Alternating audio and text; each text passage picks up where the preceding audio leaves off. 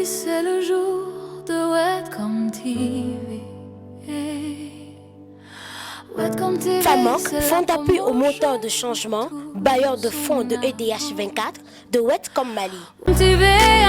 Chaque université. Avec Wetcom, l'éducation construit le monde. L'école, c'est le premier endroit où l'on vit en société. Comprendre le respect et l'égalité, c'est préparer les adultes de demain. On n'est pas citoyen, on le devient. C'est dans cette optique que Wetcom Mali vient d'accorder une journée d'échange avec le lycée Tina dans le cadre de la mise en œuvre du projet EDH 24. S'agissant du complexe scolaire Tina, qui est composé de 11 classes, donc il y a 4 terminales.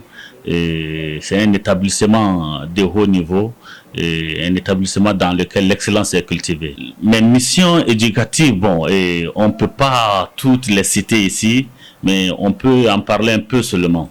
Et l'éducation aujourd'hui, c'est quelque chose de fondamental, sans laquelle, bon, on peut dire qu'il n'y a pas de jeunesse.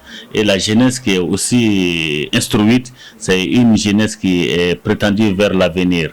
Donc nous croyons pouvoir préparer l'avenir des enfants suite à des meilleures formations avec des professeurs de meilleure qualité. Bon, c'est trop vague de mon point de vue personnel, mais je veux que ça soit que nous soyons dans un état uniforme et de reconnaître que s'agissant du droit humain, la majorité de notre population n'est pas instruite et ne connaissent pas leurs droits. Donc on a juste besoin de formation pour que les humains puissent être en équité. Et s'agissant du droit humain, c'est trop vague. La citoyenneté, ça c'est la conscience du civisme.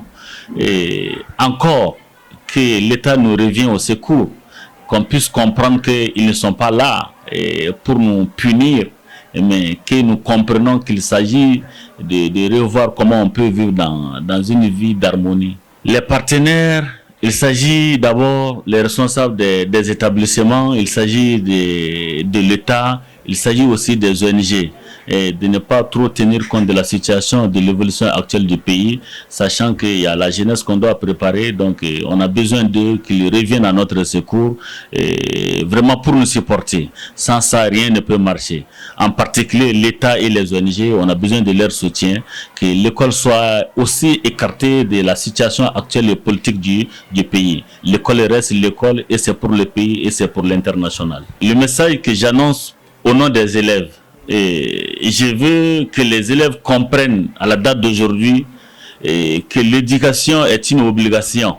Donc les administrateurs, les professeurs et les enseignants, et la pression qu'ils mettent sur les enfants, qu'ils comprennent de telle sorte que c'est pour leur avenir, que la jeunesse ne soit pas démotivée et découragée, de ne pas voir la chose du mauvais œil, puisqu'on ne peut pas mieux encadrer quelqu'un sans pourtant lui imposer des principes. Mon dernier mot, courage à vous. Et félicitations à l'administration là où j'évolue, et vraiment que le pays soit prospère. L'ambiance étant particulière au lycée Tina, en ce jour, on ne révise pas les maths, on apprend à devenir citoyen. Moi, ma motivation principale, c'est que moi j'ai toujours été une personne passionnée de parler. Moi, j'ai toujours été la personne qui sensibilise les gens à l'école parce qu'il y a plusieurs sujets sur lesquels on peut parler, mais on n'a jamais, si je commence à parler, on me dit non, on est en Afrique ici, donc voilà, ce sont des sujets qu'on ne maîtrise pas. Pas du tout. Lorsque EDH 24 nous a fait comprendre qu'on a le droit de parler, on a le droit de s'exprimer, on a le droit de rêver grand et aussi on a le droit d'être des futurs leaders pour notre pays, de changer notre grand Maliba. C'est ça ma motivation principale. Moi, ce que j'aimerais améliorer, c'est avoir plus de formations dans notre club, avoir plus de choix en gros, et puis de faire des formations qui vont nous aider pour notre vie quotidienne. Envers les autres jeunes, c'est que la vie en société en ces temps sont assez difficiles et que grâce à nous, nous pouvons faire notre avenir. Grâce à EDH 24, il nous donne la possibilité de parler. Et à l'issue de cette journée, le projet EDH 24 l'a emporté et les élèves commenceront leur première action en faveur des droits humains et de la citoyenneté. Aujourd'hui c'est le jour de Wetcom TV. FAMOC, Fonds d'appui aux moteurs de changement, bailleur de fonds de EDH 24, de Wetcom Mali. Chaque université. Avec Wetcom, l'éducation construit le monde. Pour échanger.